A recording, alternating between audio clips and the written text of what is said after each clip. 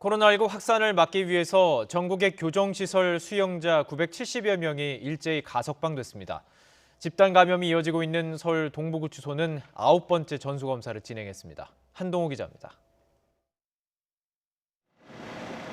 서울 남부교도소에 수감됐던 사람들이 줄지어 밖으로 나갑니다. 이번 가석방 명단에 포함된 수형자들, 즉 형이 확정된 기결수들입니다. 법무부가 코로나19 확산을 막기 위해 전국 교정시설 수형자 970여 명을 가석방했습니다.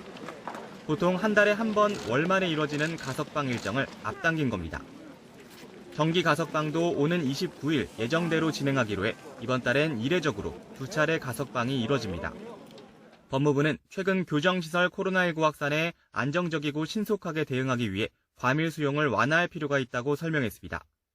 또 이번 조치가 과밀 수용 해소에는 부족하지만 격리 수용을 위한 공간을 확보하는 등의 효과가 있을 것으로 예상된다고 덧붙였습니다. 가석방 대상자는 기저질환자와 고령자, 모범 수형자 등으로 무기, 장기 수형자나 성폭력, 음주운전 등 사회적 무리사범은 제외됐습니다. 대상자 가운데 확진자 16명은 최초 발병일 등을 고려해 생활치료시설로 가거나 자택에서 자가격리를 하게 되고 비확진자들에겐 2주 동안 외출을 삼가도록 권고했습니다. 서울 동부구치소에서도 30여 명이 가석방된 가운데 수용자와 직원 등 1000여 명을 상대로 9차 전수검사가 진행됐습니다. 지난달 18일 첫 전수검사에서 185명의 양성 판정을 받은 뒤 확진자 수는 300명까지 급증했다가 서서히 줄어 최근 8차 검사에선 7명까지 감소했습니다. 하지만 7차 검사에서 처음으로 여성 수용자가 확진 판정을 받은 뒤 8차 검사에서 접촉자 5명도 확진돼 여성 수용자 추가 확산 여부가 관건입니다.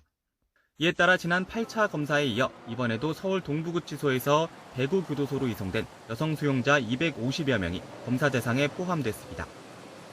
이와 별도로 동부구치소에서 양성 판정을 받고 경북북부 제2교도소로 이송된 뒤 음성 판정을 받은 남성 수용자 100여 명은 이미 확진자로 분류된 만큼 독방에서 지속적으로 증상을 관찰하고 있습니다. 집단 감염 확산을 막기 위해 이례적인 조기 가석방까지 단행한 가운데 이미 전국 교정시설에서 잇따르는 확진자가 얼마나 줄어들 수 있을지 주목됩니다. YTN 한동우입니다.